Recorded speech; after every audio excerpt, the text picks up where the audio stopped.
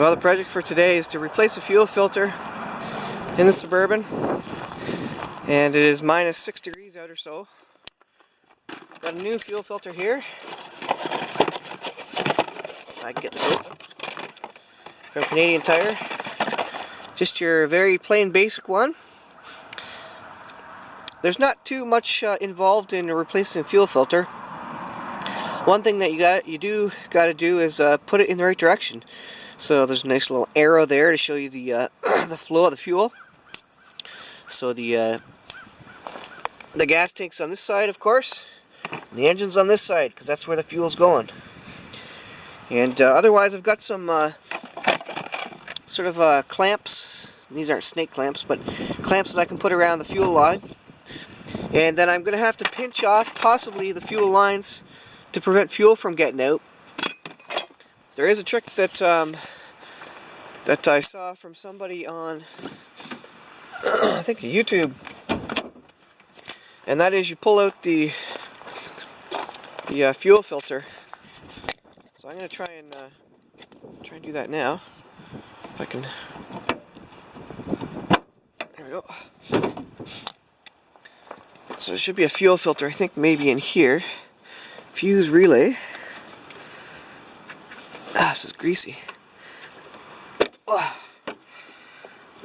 I have to clean that. So I need to look at the manual, figure out which relay it is for the fuel pump, and pull that, and then try and start the engine to kind of drain the fuel that might be in there. And that just relieves the pressure on the line so that you can take the fuel filter out without too much hassle. Now the second project, I don't know if I can get to it today, or if I want to. I'm going to have to warm the engine up first, is to get some new plugs, spark plugs in there. They are looking pretty rusty crusty in there, so I think I may attempt it. It's going to be more difficult on this side. If I've got a warm engine though, it makes it a lot easier. So, there's a repair I did on the transmission line. Still appears intact. Don't see anything leaking. So that was good. Alright, so I'm going to get at this fuel line. That's my primary job. My secondary is going to be to try and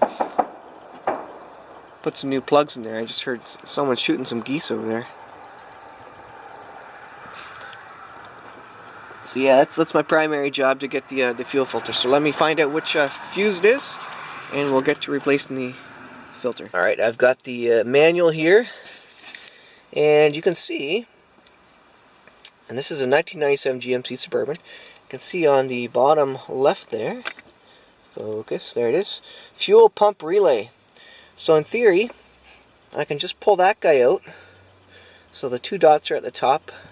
So I can pull that bottom left relay out and basically turn over the engine quickly just to drain the fuel, and then I should be able to get right at that fuel filter and just pop it off, pop the new one in, and be good to go. So hopefully this will go straight for it. Let's go take out the fuel filter, the fuse here. So by rights this is the one, Omron, so just gently take this one out. There we go. Just set it down like that, and then we'll turn the engine over, and just to make sure it A, doesn't start, and B, turn it over for a couple of turns just to really release all the pressure. Fuse out, so let's see if it starts or not. It should not start.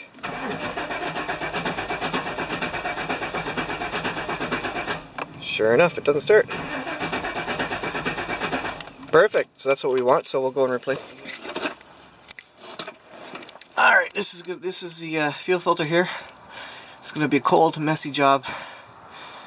It's minus 5 degrees out today, and the fuel filter, of course, is kind of behind a bunch of stuff. It does have snake clamps on it already, so that's fine. I can get the Phillips screwdriver out. But my hands are going to be really cold, so I'm going to try and get this thing out of there, and the fuel should be removed, pressure relieved anyways. And there's rubber hoses on either side, which somebody already replaced this. Don't know how long ago, but nothing's factory or standard here, which is sometimes easy and sometimes less easy. So anyways, I will get to it, see what we can do here. Alright folks, old one out, that's the end of the fuel line right there. It's probably one of the worst things I could have chosen to do at -5. Everything is kind of stiff. There's the old fuel filter. I'm hoping the other one will go on a little bit easier because the ends are a little bit smaller, I think, maybe. Which is good and it's bad. I think I got the right one, but I think this is I don't know. This is for a larger vehicle, or I don't know what the deal is. All right, I can't videotape. This is too hard, but man, it's cold. I've got gloves on, fuel everywhere, which makes everything even colder. So I'll get back to it. Alright, new fuel filter in. It wasn't too bad. I just hope I don't have leaks because the intake and outtake tubes were a little bit smaller, so that it slid in fairly easily. I do have it pointed in the right direction, as I think you can see by the arrow.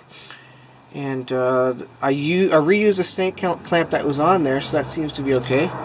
And I put a new snake clamp or fuel clamp on the other side. So again, I'm hoping that seals it. I'm hoping there's no cracks in the fuel line before and after. We're gonna find out soon enough here. So I'm gonna stick in the fuse again here. Let's see, which way does it go? It goes like this. And I'm just going to actually turn the ignition on, let the fuel pump turn on, pressurize the system, because I think it should turn on when I just turn the ignition here, without actually starting it. So let's turn the ignition, turn that off, turn the radio off because we don't need a radio. Fuel filter, I don't know if the fuel pump is on right now or not. Don't see any leaks so far.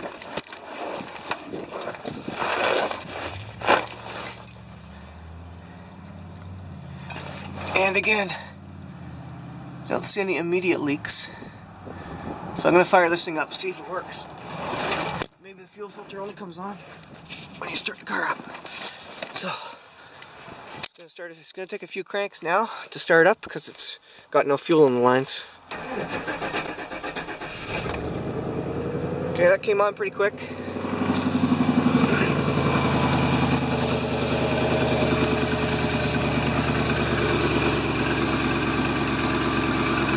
Now I'll check the fuel filter. I don't see any leaks yet. It should be up to pressure already.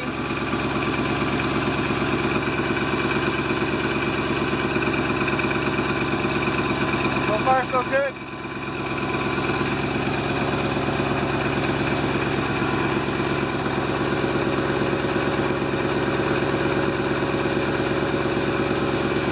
Not seeing any leaks at all. I think that worked.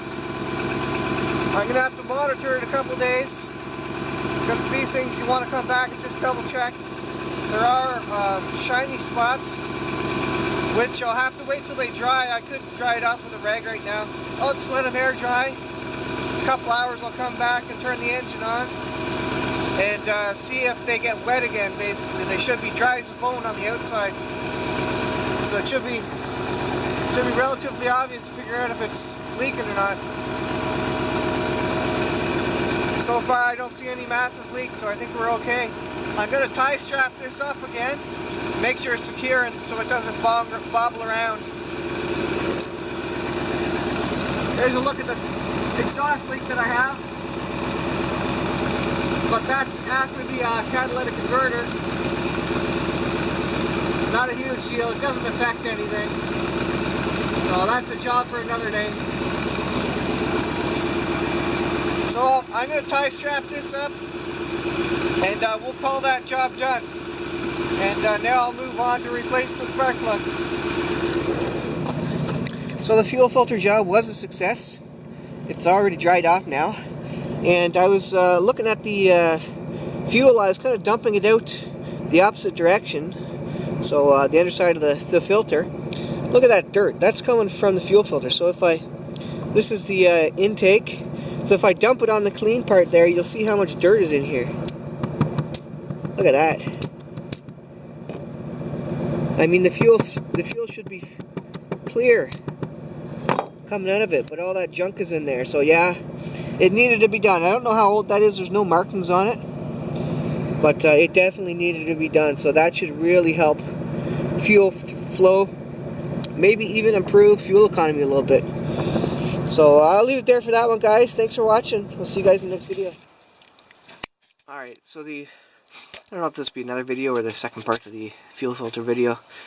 But anyways, I've got a 97 GMC Suburban.